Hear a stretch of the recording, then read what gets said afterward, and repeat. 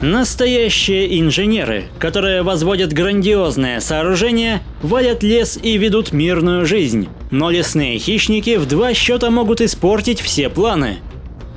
Однако эти создания не из тех, кто боится врагов, а когда дело касается защиты семейства, они готовы бросить вызов даже медведю. Привет, друзья! Вы на канале Время с пользой, и герои сегодняшнего выпуска совсем не беззащитные бобры.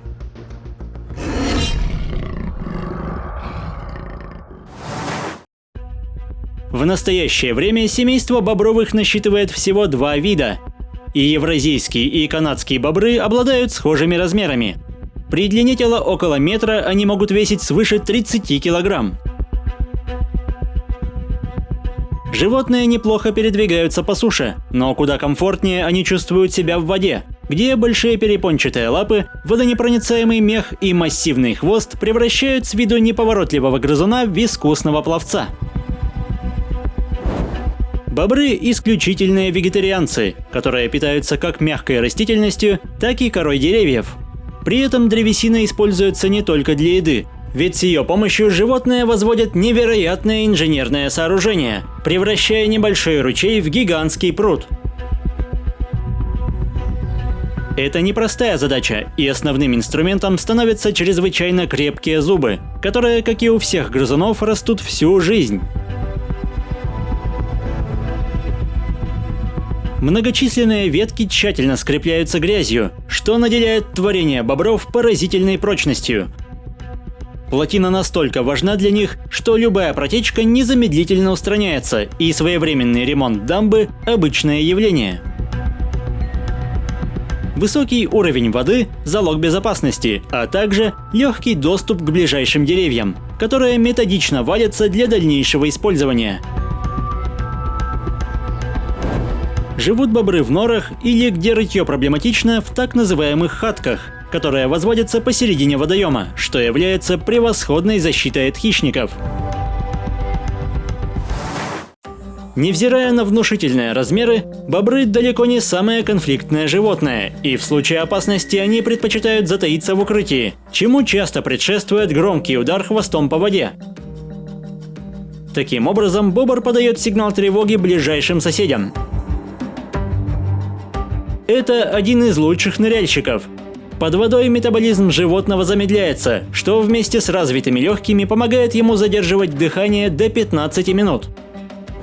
Хотя далеко не каждая встреча решается мирно, и порой хозяину водоема приходится постоять за себя. А если речь идет о защите потомства, животные становятся агрессивными и в некоторых ситуациях могут напасть даже на человека. Учитывая полуводный образ жизни, у бобров не так много естественных врагов, но крупные хищники не упускают возможности напасть. Пума – серьезный соперник, но вода – стихия этих грызунов, и здесь они не дадут себя в обиду. Ради такой добычи большая кошка готова замочить шкуру, однако жертва способна дать отпор. После побега бобр переходит в наступление, давая хищнику понять, что здесь его навыки бесполезны. Рысь также может заинтересоваться гигантским грызуном, но ее размеры вовсе не пугают бобра, а невероятно острые когти вряд ли пробьют толстую шкуру. Поэтому любые попытки напасть оканчиваются не в пользу кошки, и даже внезапная атака вмиг пресекается. Если обыкновенная рысь в силу размеров может стать серьезным соперником, то бобкэт почти не имеет шансов против взрослого животного.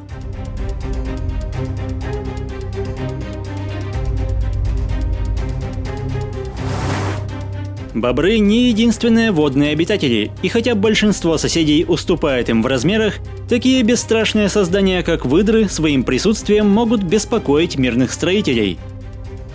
Незваных гостей притягивает рыба, которая в небольших прудах для таких умелых пловцов становится легкой добычей. Обстановка остается спокойной, но лишь до тех пор, пока чужеземцы не приближаются к жилищу. Хозяин пруда не терпит подобной наглости и всем своим видом показывает, что не рад такому соседству. Однако бобры не едят рыбу, поэтому конфликтов за место обитания обычно не возникает. Серьезную опасность для бобров представляют волки, но застать животных врасплох не так просто. Они не любят отходить далеко от воды, а превосходное обоняние и слух вовремя подсказывают о приближающихся хищниках.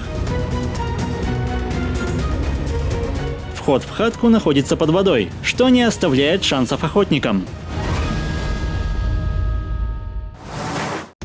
Не менее опасны встречи с голодным медведем, ведь этот зверь обладает невероятной силой. Его мощных лап и челюстей боятся даже огромные копытные. Но загнанный в угол бобр не привык сдаваться, ведь даже на мелководье у него есть все шансы отбиться. Шкура грызуна настолько прочна, что даже гигантские зубы медведя не сразу находят уязвимое место. И если хищник недостаточно голоден, он вполне может отправиться на поиски более сговорчивой жертвы.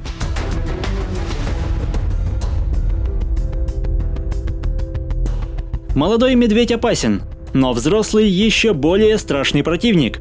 Ведь это, пожалуй, единственный хищник, который способен разрушить хатку бобров. Голод делает медведя невероятно агрессивным, и чтобы добраться до жертвы, он готов к решительным действиям. Однако внутри дом укреплен слоями грязи, что делает его стенки прочными, как цемент. Поэтому далеко не у каждого хищника хватит терпения. Потомство появляется на свет весной, причем малыши рождаются в меховой шубе и с открытыми глазами. Поэтому уже с первых дней жизни они кажутся вполне самостоятельными. Но на самом деле взрослеют бобры довольно медленно, и лишь по прошествии 2 лет они станут действительно независимыми. Зима – не лучшее время года для бобров, однако они не впадают в спячку, хоть и проводят почти все холода под землей. Когда запасы пищи истощаются, бобр вынужден выйти на поверхность, где он занимается привычным делом, неспешно наполняя жилище свежими и сочными ветками.